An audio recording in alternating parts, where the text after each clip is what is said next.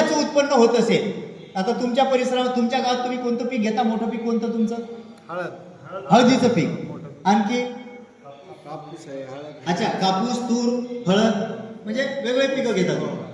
तर तुमचं तेच पीक रासायनिक खत किंवा भरमसाठ खर्च केमिकल वापरून जेवढ्या ॲव्हरेज असेल एकरी, त्याच ॲव्हरेजमध्ये जर आपण बिना केमिकलची औषधं वापरून, बगर विषारी औषधं वापरून कमी खर्चात जर तुमचं उत्पन्न दीडीनं वाढलं तर तेच वापरतील ना, बरोबर. म्हणून तिथे हा विचार केला धन्वंतरीने, डॉक्टर रमेश पाटील साळणी, आणि त्यांनी पहिलं औषध तयार केलं. 2014 मध्ये RPS 76, जे तुमच्या गावामध्ये सुद्धा वापर चालू झालेला आहे. तुमच्या गावामध्ये पण काही मोजके शेतकरी वापरत आहेत, रिझल्ट चांगले आहेत. मग हे एवढं विषमुक्त बनवलं धन्वंतरीने, हे औषध एवढं विषमुक्त बनवलं, हे औषध म्हणता येत नाही. हे पिकाचं आणि तुमच्या मातीचं म्हणजे आपल्या जमीन माऊलीचं आणि पिकाचं हे पूर्ण अन्न आहे. हे औषध नाही, मातीचं आणि पिकाचं पूर्ण अन्न आहे.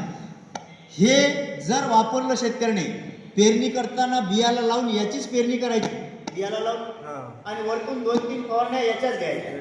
असं जर हे औषध वापरलं शेतकऱ्याने तर तुमचा खर्च नेहमीपेक्षा कमी होतो आणि उत्पन्नात 30% ते 50% वाढवतो. 50% म्हणजे 1.5 पटीने, 1.5 वाढवतो. असू दे, त्याचं काय चार्जिंग समजेल. हां, तसा आवाज येतो ना, काय अडचण नाही, नसलं चालेल. तर हे वापरून हे 100% विषमुक्त आहे. हे चुकून माणसाच्या मजुराच्या खाण्यात आलं, लक्षात घ्या. हे औषध RPS 76 आहे पिकासाठी, मातीसाठी. पण जर चुकून माणसाच्या मजुराच्या खाण्यात आलं तर माणसाला धोका नाही, त्याला डॉक्टरकडे नेण्याची गरज पडत नाही. मग आता जर हे औषध पिल्याने किंवा माणसा खाण्यात आल्याने जर माणूसच मरत नाही, लक्षात घ्या, जर या औषधाने माणूस मरत नाही तर तुमच्या पिकाचं आणि मातीचं नुकसान करील का हे औषध?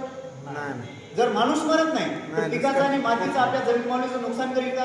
नाही. पण मग जर नुकसान जर करत नाही तर आपला शेतकऱ्याचा फायदा काय करते? कारण फायद्यासाठीच तर जहर वापरून राहिलो आपण. मग याने काय फायदा? याने जर फायदा होत असेल तर जहर वापरणार नाही आपण. त्याच्यापेक्षा जर दिलीनं हेच वाढून देत असेल तर हे वापरायचं कसं? तर बियाला लावून पेरणी करताना बियाला लावायला हेच वापरायचं, वरतून फवारण्याला हेच. औषध बदलण्याची गरज नाही, शेवटपर्यंत एकच औषध.